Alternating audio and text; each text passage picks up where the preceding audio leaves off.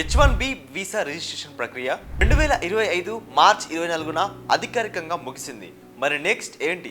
H1B visa 2026 ఆర్థిక సంవత్సరానికి H1B visa registration 2025 March 24న ముగిసింది. రిజిస్ట్రేషన్లు పరిమితికి మించినట్లయితే లాటరీ ద్వారా ఎంపిక చేస్తారు. ఏప్రిల్ ప్రారంభంలో ఫలితాలు వస్తాయి. 2025 ఆర్థిక సంవత్సరానికి ఇనిషియల్ H1B వీసా రిజిస్ట్రేషన్ ప్రక్రియ 2025 మార్చ్ 24తో అధికారికంగా ముగిసిపోయింది. మరి నెక్స్ట్ ఏంటి అన్నది ఇప్పుడు H1B వీసా కోసం ఎదురు చూస్తున్న ప్రజలందరికీ ఉన్న పెద్ద ప్రశ్న ఇది. ఒకవేళ రిజిస్ట్రేషన్ల సంఖ్య వార్షిక పరిమితిని మించిపోయినట్లయితే వీసా గ్రహీతలను రాండమ్ గా ఎంపిక చేసుకునేందుకు లాటరీ విధానాన్ని అమలు చేస్తుంది US citizenship and immigration services.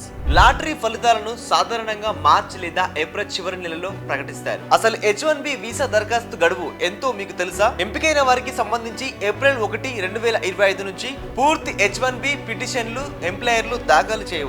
Filing వ్యవధి సాధారణంగా సెలక్షన్ నోటిఫికేషన్ తేదీ నుంచి 90 రోజులు ఉంటుంది. అంటే ఇది ఏప్రిల్ 1 నుంచి జూన్ 30 వరకు నడుస్తుంది అని అర్థం. 2026 ఆర్థిక సంవత్సరం కింద ఆమోదం పొందిన దరఖాస్తుదారులకు ఉపాధి 2025 అక్టోబర్ 1 లేదా ఆ తర్వాత ప్రారంభం అవుతుంది. ఒకవేళ దరఖాస్తుదారుడు ఎంపిక కాకపోయినట్లయితే వారి రిజిస్ట్రేషన్ సబ్మిటెడ్ స్టేటస్ లో ఉంటుంది. క్యాప్ స్లాట్లు తెరిచి ఉంటే USCIS అదనపు లాటరీ రౌండ్లను నిర్వహించవచ్చు. కాబట్టి దరఖాస్తుదారులు అప్డేట్స్ కోసం వారి USCIS ఖాతాలను పర్యవేక్షించాలి. అయితే ఇప్పుడు H1B వీసా నియమ నిబంధనలు కఠినతరం చేసింది USCIS.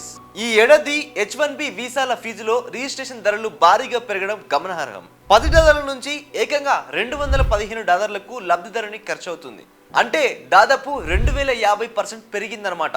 USCIS ధృవీకరణ రుసుము అడ్మినిస్ట్రేషన్ ఖర్చులను భరించడానికి అనవసరంగా రిజిస్ట్రేషన్లు వేసేవారిని కట్ చేయడానికి ఉపయోగపడుతుందని వారు భావిస్తున్నారు. 2025 ఆర్థిక సంవత్సరంలో ప్రవేశపెట్టిన లబ్ధిదారు కేంద్రీకృత ఎంపిక ప్రక్రియ కూడా ఉంది. అయితే ఒకటి కంటే ఎక్కువ సార్లు లాటరీ వ్యవస్థలోకి రాకుండా ఇది చూసుకుంటుంది. లాటరీ ఇంటిగ్రిటీని పెంచేందుకు H1B లాటరీ ప్రాసెస్ అదనపు ఫ్రాడ్ ప్రివెన్షన్ చర్యలను కూడా జోడించింది. ఇవి 2024 జనవరి 30 నుంచి అమలులోకి వచ్చాయి. ఒకటి కంటే ఎక్కువ సార్లు ఎంట్రీ ఇవ్వలేదని వారిని వెరిఫై చేయడం, అర్హులైన వారిని మాత్రమే H1B వీసాలు అప్లై చేసుకునేలా చూడడం, రిజిస్ట్రేషన్లను మోసాలకు పాల్పడడం, ఫైలింగ్స్ డూప్లికేట్ చేయడం వంటి కొన్ని ఉదాహరణలు ఉన్నాయి.